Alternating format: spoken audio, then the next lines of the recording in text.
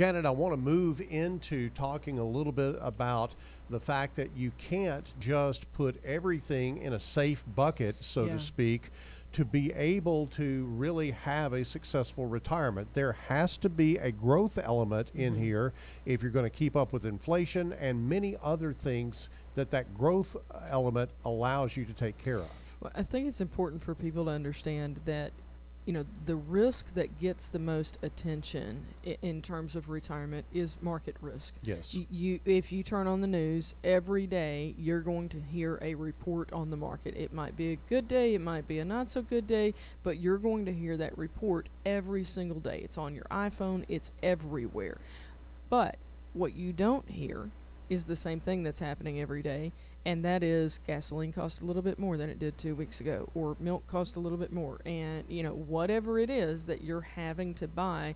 I say you don't hear that. We've been talking about the gasoline pumps for a while now, but but as far as day in, day out, even in a normal inflationary environment, it's not something that people are focused on, and especially not focused on the fact that those prices are increasing at a higher rate, a faster rate than your bank account is. So if you have your retirement money sitting in the bank, I'll grant you this, you have protected it from market risk.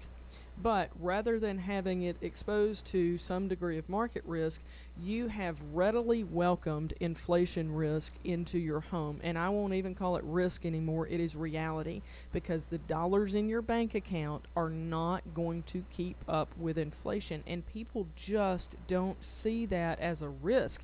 They'll fuss about it when they see gas prices going up, but are you taking any action to deal with inflation risk? Because it is as important as, and sometimes more important than, market risk. Christian, what are your thoughts there?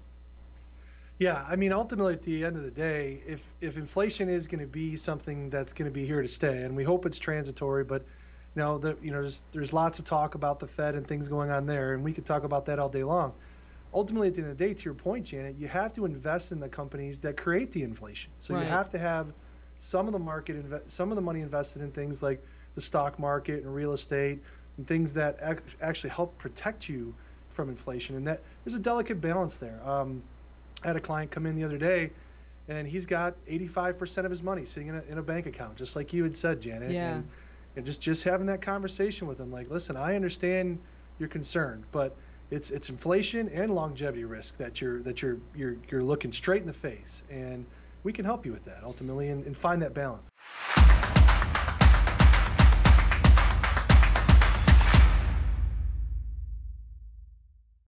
Want more content like this delivered to your inbox weekly? Visit fastest4.com to learn more.